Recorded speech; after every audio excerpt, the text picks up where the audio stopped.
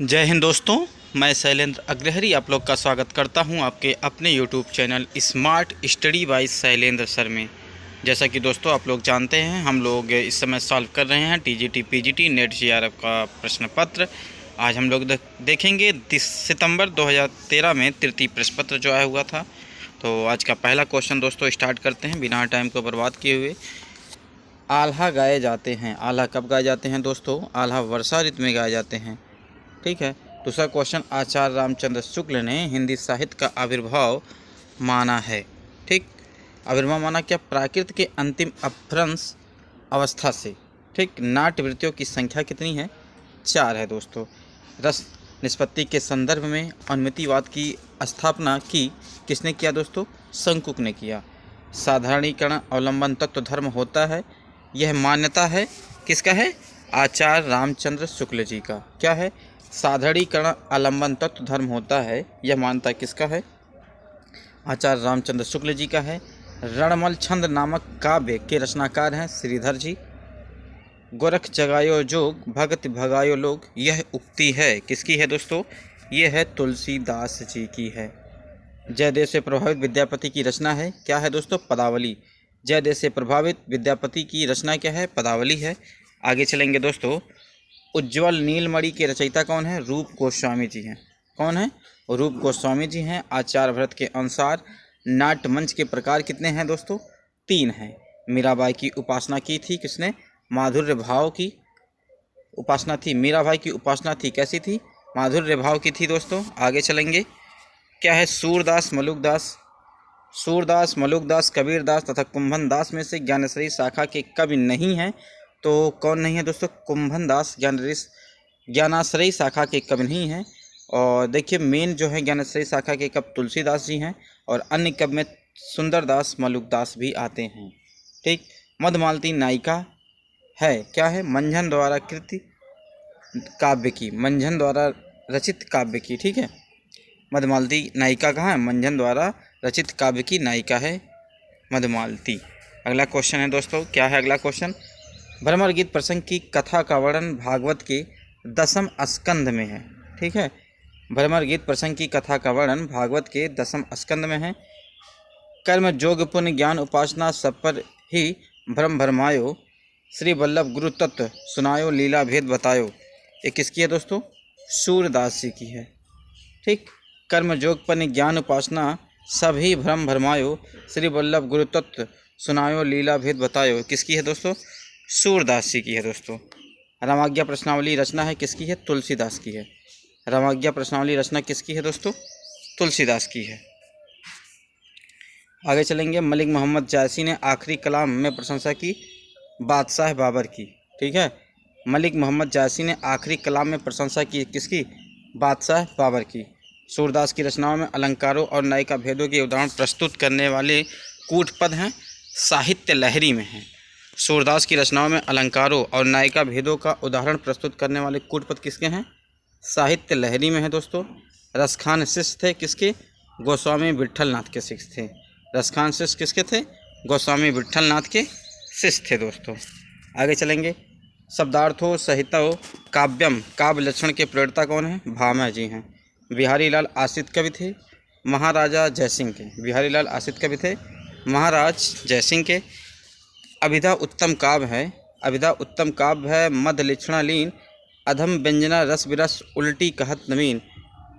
और उक्त में अभिधा और लक्षणा आदि सब की शक्तियों का निरूपण कवि देव ने किया था। कौन किया था दोस्तों? कवि देव जी ने किया था। आगे चलेंगे। अब मैं अमी हलाहल मद भरे, अमी हलाहल मद भरे श्यात श्वेत श्याम रत्नार, जियत मरत झुक झुक परति जय चितवत एक बार।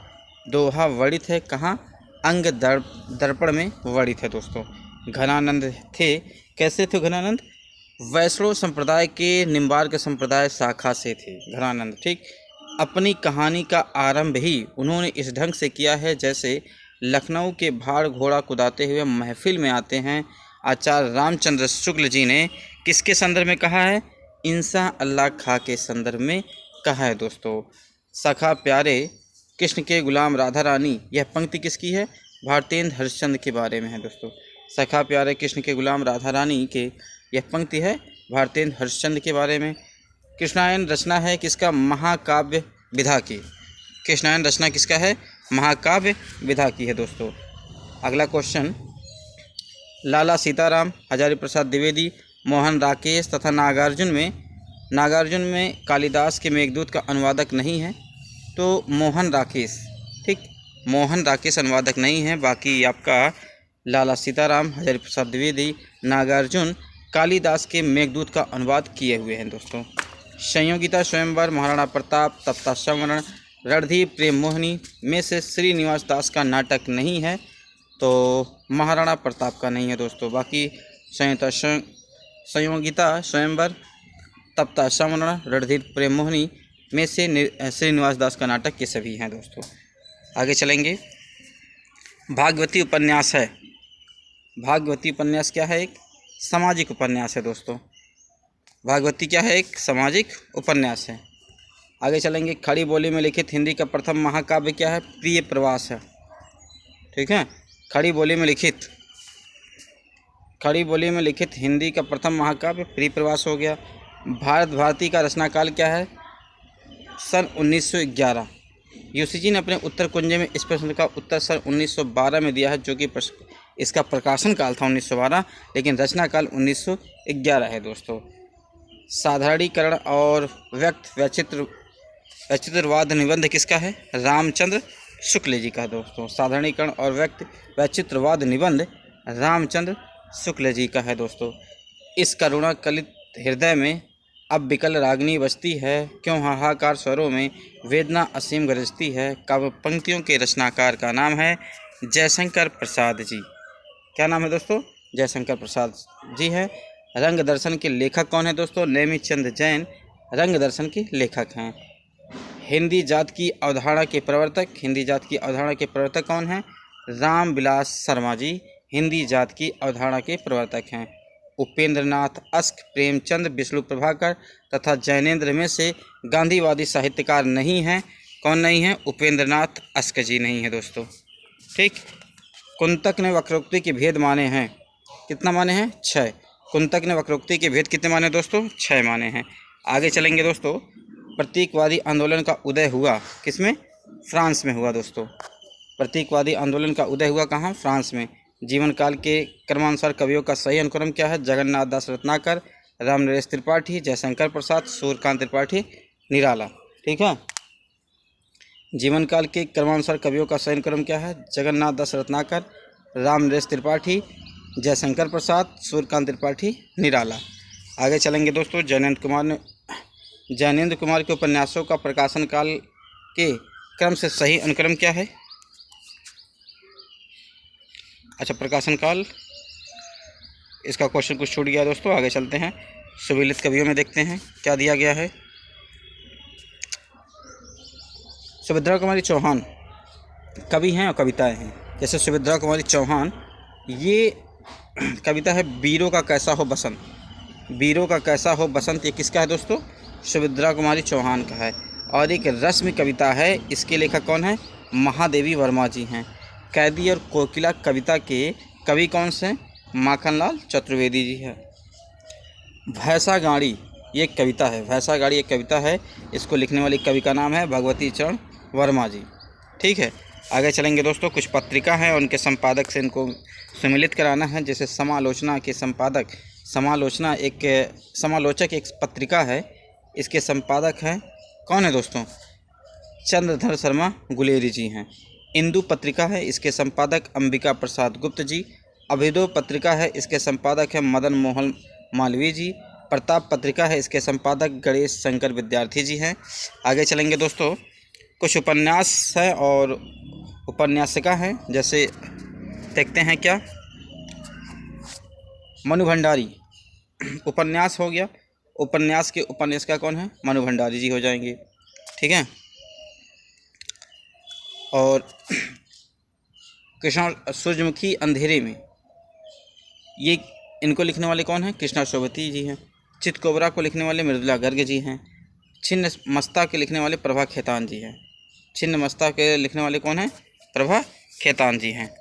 आगे चलेंगे दोस्तों, आगे क्या है? आलोचना, साहित्य आलोचना, आलोचक के नाम दिए गए हैं। तो आलोचक कौन है? श्याम सुंदर दास हो जाएंगे। कौन? श्याम सुंदर दास। साहित्य समालोचना राम कुमार वर्मा। निराला की साहित्य साधना रामविलास शर्मा। समालोचना दर्श क्या है? रमाशंकर। आलोचना दर्श कौन है? रमाशंकर शुक्ल। रमाशंकर शुक्ल हो जाएंगे दोस्तों। ठीक, श्याम सुंदर दास ये आलोचक हैं, इनको लिखने वाले साहित्य लोचन हो गए राम कुमार वर्मा, साहित्य समालोचन हो गए रामविलास शर्मा, साहित्य की निराला का साहित्य साधना रामशंकर शुक्ल, आलोचना दर्श हो गया। आगे चलेंगे दोस्तों, आगे देखेंगे हम किसके पात्र और उपन्यास के बारे में। जैसे एक के पात्र है जालपा।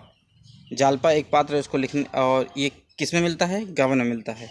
गबन एक उपन्यास है, गबन एक उपन्यास है, उनमें एक पात्र मिलेगा जालपा। और एक उपन्यास है मुझे चाँद चाहिए, इसमें एक पात्र आपको वर्षा के नाम से मिलता है। उपन्यास त्यागपत्र में मृणालिनी के नाम से मिलता है। अपने अपने अजनबी में सलेमा के नाम से मिलता है दोस्तों। अपने अपने अजनबी में किसके नाम से मिलता है? सलेमा के नाम से। त्यागपत्र में मृणालिनी के नाम से। मुझे चाँद चाहिए वर्षा के नाम से। गबन जालपा के नाम से। आगे चलेंगे दोस्तों, जैसे कहानी और कहानीकार का नाम हम देखेंगे। कहानी और कहानीकार के नाम हम देखेंगे, जैसे कि ग्रामोफोन का रिकॉर्ड, एक कहानी है, इसको लिखने वाले कौन हैं? जैनेंद्र कुमार जी हैं। रोज़ एक कहानी, इसको लिखने वाले अज्ञेय जी हैं। और कहानी चीफ की दावत भीष्म साहनी जी हो जाएंगे। और मिस पाल, इसको लिखने वाले मोहन राकेश हो गए। ठीक, ग्रामोफोन का रिकॉर्ड जैनेंद्र कुमार, रोज, अज्ञेय, चीफ की दावत भीष्म साहनी, मिस पाल, मोहन राकेश जी। आगे चलेंगे दोस्त,